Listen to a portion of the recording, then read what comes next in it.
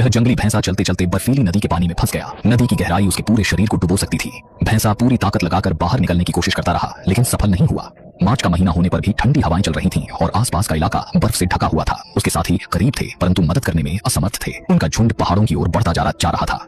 दुर्भाग्य से वह भैंसा गहराई में फंसता चला गया और उसके पास संघर्ष करने की ताकत नहीं बची। निराशा और दर्द उसके दिमाग को भरने लगे। भैंसे का शव नदी में जम जाएगा जब तक मौसम गर्म नहीं हो जाता। दूसरी ओर सर्दी की नींद से जागा हुआ एक भूखा भूरा भालू बर्फीली नदी में खाने की तलाश में आ पहुंचा। भालू का सूंघने की क्षमता बेहद तेज होती है और उसने नदी की बर्फ के नीचे कुछ खास खोज लिया। उसने भैंसे का शव खोजा। भूखे भालू ने इसे बाहर निकालने की कोशिश की, लेकिन उसे इंतजार करना पड़ेगा जब तक भैंसे का शव पूरी तरह दिखने लगे। जैसे जैसे बर्फ और बर्फीली चादर पिघलती गई, उत्तरी अमेरिका के जंगली भैंसे उत्तर की ओर लौटकर घास के मैदानों की तरफ बढ़ने लगे। इस दौरान येलोस्टोन नेशनल पार्क की ब्लू बर्ड भी वापस आ गई है। भैंसों का झुंड तालाब के पास घूम रहा है। 1 साल का छोटा भैंसा एक धारा को कूदकर पार करने की कोशिश करता है। चुनौतियों का सामना करना उसकी पसंद है। उसने जोरदार छलांग लगाई, लेकिन यह परफेक्ट नहीं थी। उसने अपने पैर थोड़ा गीला कर लिया।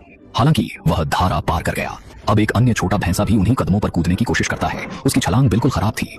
वह गलती से नदी के भीतर गिर गया। हालांकि नदी का पानी गहरा था, भैंसे के लिए बाहर निकलना कठिन हो गया। कई प्रयासों के बाद भी वह फिसलन भरे किनारे से ऊपर नहीं चढ़ सका। उसकी छलांग असफल थी, लेकिन वह चालाक निकला। जब किनारे पर चढ़ने में असफल रहा, उसने पुराने रास्ते की तरफ लौटने का निर्णय लिया। वहां का किनारा थोड़ा उथला था। वह जल्दी ही ऊपर आ गया। उसका शरीर थोड़ा गीला हुआ, पर कोई बड़ी परेशानी नहीं हुई भाई। छोटे भैंसे को कोई बड़ी तकलीफ नहीं हुई और वह समूह में फिर से शामिल हो गया।